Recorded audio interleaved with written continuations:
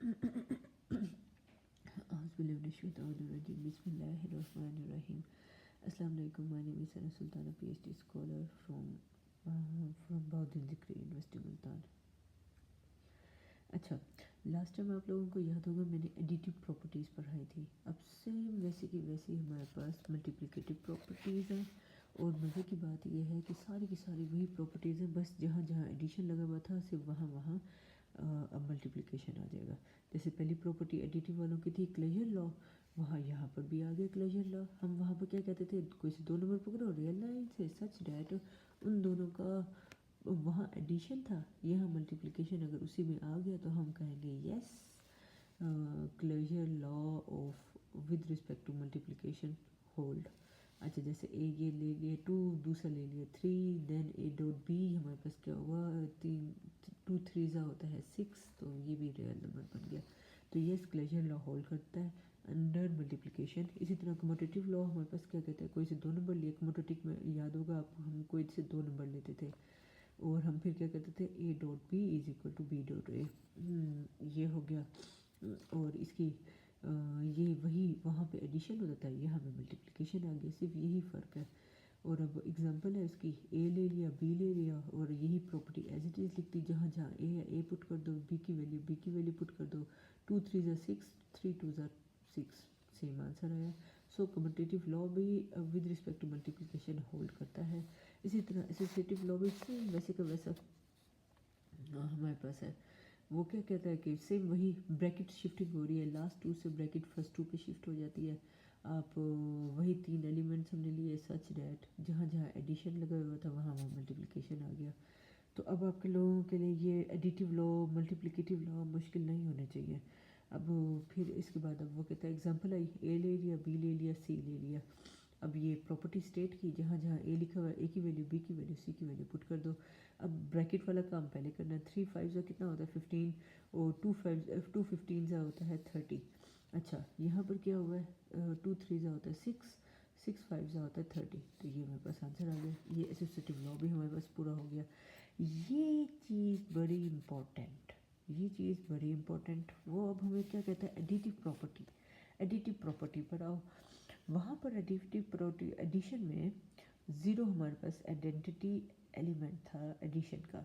यहाँ पर वही ये बात बड़ी इंपॉर्टेंट है और ये बड़े इंपॉर्टेंट एमसीक्यूज़ हैं, आपके एमसीक्यूज़ पेपर में आते हैं कि zero is an identity element of what. तो आपने बताना होता है या तो वो एडिशन का होगा या वो मल्टीप्लिकेशन का होगा। ज़ीरो एडिटिव वालों का है, ये बात याद रखिएगा। और मल्टीप्लिकेशन वालों का जो आइडेंटिटी एलिमेंट है ना वो 1 है। इधर वो क्या कहता है कि वही लॉ हमारे पास वहाँ पर ऐड होता था, यहाँ मल्टीप्लाई होता है। ए मल्टीप्लाई बाय 1 करो, किसी भी चीज़ को 1 से मल्टीप्लाई करो आंसर वही नंबर आता है एज इट इज़। तो ना या 1 को ए से मल्टीप्लाई करो तो भी ए ही आएगा। तो अब हमारे पास एग्जांपल ले लो, ए नंबर कोई भी हमने नंबर ले लिया 5, आप लो ए डॉट 1 करो मतलब 5 डॉट 1 करो तो आंसर हमारे पास क्या आएगा 5। इसी तरह 1 डॉट ए करो मतलब 1 डॉट मतलब 1 मल्टीप्लाई बाय 5 करो तो हमारे पास आंसर क्या आएगा 5 आएगा। इसी तरह ये बड़ी इंपॉर्टेंट प्रॉपर्टी है, आपने याद रखनी है। इसकी ये चीज़ पेपर में आती है, एमसीक्यूज़ में पूछी जाती है। इन चीज़ों इस पॉइंट पे ज़रा गौर व फिक्र कीजिएगा। आगे हमारे पास क्या आया इन्वर्स लॉ भी वही हमारे पास, अगर कोई नंबर है देर एग्जिस्ट, हमें पता है 2 का इन्वर्स मल्टीप्लिकेटिव इन्वर्स अगर मैं निकालूँ 1/2 तो 1/2 पूरी रियल लाइन में दोबारा नहीं आएगा, सिर्फ वही एक 1/2 ही होगा। इसलिए देर एग्जिस्ट का साइन हुआ for every A there exist A 1/a such that आपको पता है ए डॉट 1/a ए से कैंसिल होगा आंसर 1 आ जाएगा। चाहे इन दोनों की जगह चेंज करें 1/a पहले रख दो डॉट ए बाद में रख दो, तब भी ये कैंसिल आउट होके हमारे पास आंसर क्या आएगा आंसर 1 ही आएगा। जैसे अब देखो एग्जांपल मैंने दिया, ए मेरे पास ये है तो वही 1/7 भी रियल लाइन में होगा such that A dot 1/a मतलब 7 मल्टीप्लाई बाय 1/7, 7 से कैंसिल हो गया तो हमारे पास आंसर 1 आ रहा है।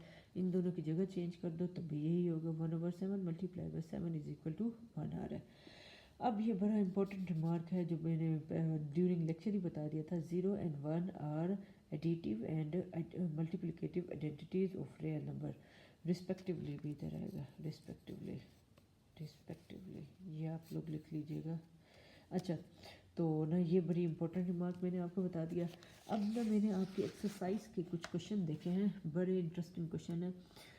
अभी इसके से रिलेटेड कोई एग्जांपल नहीं थी, तो ना प्रॉपर्टीज़ के नेम बताने हैं। नेम क्वेश्चन नंबर 4 है आपका, एक्सरसाइज 1.1 है, और name the property used in the following. सबसे पहले आप खुद देखो, इसके अंदर ना फर्स्ट पार्ट है, आप ना मुझे ना दूर से देख के पता चल रहा है अंदर एडिशन यूज़ हो रहा है, इसका मतलब है ये जो भी है एडिटिव लॉ होगा। अगली बात गौर से देखो, अब देखो ये देखो 3 जने हैं, दो तीन जने, और ब्रैकेट शिफ्टिंग हो रही है, फर्स्ट 2 से ब्रैकेट लास्ट 2 में शिफ्ट हो गया। इसका मतलब है ये 3 जने हैं, तो एसोसिएटिव लॉ ऑफ एडिशन वही है, एडिटिव प्रॉपर्टी। और यहाँ ये बताना ज़रूरी है, एसोसिएटिव लॉ है किसके लिहाज से, एडिशन के लिहाज से, विद रिस्पेक्ट टू एडिशन, ये लिखना ज़रूरी है। आप नहीं बताओगे ना एडिशन या मल्टीप्लिकेशन तो ये गलत हो जाएगा क्वेश्चन। अब अगला, 2 जने हैं, एक आप ये ना देखें ये नंबर है कैसा है, ये ना देखें, बस ये देखें ये ए है ये बी है, ए प्लस बी और बी प्लस ए, दोनों का जवाब सेम है, तो ये हमारे पास एक तो एडिशन नज़र आ रहा है हमें, तो ये commutative law with respect to addition है। देखो इधर भी मैंने गलती की हुई है, कमोटेटिव प्रॉपर्टी लिखा हुआ है लेकिन हमने ये नहीं बताया हुआ विद रिस्पेक्ट टू क्या है, विद रिस्पेक्ट टू एडिशन है। आगे चलो, ये क्या है, एक्स और एक्स कैंसिल आउट हो गया और हमारे पास आंसर 0 आ रहा है। तो फिर ये वाली कौन सी प्रॉपर्टी है, ये एडिटिव इन्वर्स, हाँ एडिटिव इन्वर्स मैंने बिल्कुल ठीक लिखा हुआ है, एडिशन के लिहाज से इन्वर्स हो रहा है। और ये क्या है, इसमें अगेन प्लस का साइन यूज़ हुआ हुआ है, तो 60 number A plus 0 is equal to A, तो ये हमारे पास एडिटिव आइडेंटिटी हमारे पास है, ठीक है। अच्छा अब इधर ये देखिए सेम इसी तरह A multiply by 1 is equal to A, ये हमारे पास है मल्टीप्लिकेटिव आइडेंटिटी। इसी तरह अब देखो ये देखो एसोसिएटिव लॉ, मल्टीप्लिकेशन हो रही है और लास्ट 2 से ब्रैकेट फर्स्ट 2 में शिफ्ट हो गई, तो ये हमारे पास कौन सा लॉ है, ए मल्टीप्लिकेटिव एसोसिएटिव लॉ है। अच्छा अब ये हमारे पास लास्ट वाला पार्ट हमारे पास क्या है, A B is equal to B A है, इसका मतलब है कमोटेटिव 2 जने हैं, और A B is equal to B A है, और ये मल्टीप्लाई हो रहे हैं, तो ये कमोटेटिव मल्टीप्लिकेटिव लॉ है, ठीक है। और क्या चीज़ रहती है हमारी इसमें, बस ये अब ये एक्सरसाइज का एक क्वेश्चन था, इसका एक पार्ट है वो मिसिंग है, उसमें डिस्ट्रीब्यूटिव लॉ यूज़ हो रहा था जो कि मेरा अगला लेक्चर है। अब ये आपको मल्टीप्लिकेटिव और एडिटिव और ये सारी चीज़ें बता दी हैं। अब मैं मिलती हूँ इंशाल्लाह अब अगले लेक्चर के साथ डिस्ट्रीब्यूटिव लॉ के साथ, ठीक है। तब तक अपना वो इन चीज़ों को अच्छी तरह से याद कीजिएगा, ये बड़ी कीमती चीज़ें हैं आपकी, वो है क्या, ग्रुप थ्योरी में भी इस्तेमाल होती हैं, और ये 9th क्लास के इसमें भी है इस्तेमाल हो रही हैं, आप लोगों के पब्लिक सर्विस कमीशन में भी ये चीज़ें पूछी जा सकती हैं। चलो ठीक है, फिर मैं मिलती हूँ इंशाल्लाह नेक्स्ट लेक्चर के साथ, नेक्स्ट टॉपिक के साथ, तब तक अपना बहुत ज़्यादा ख्याल रखिएगा, अल्लाह हाफिज़।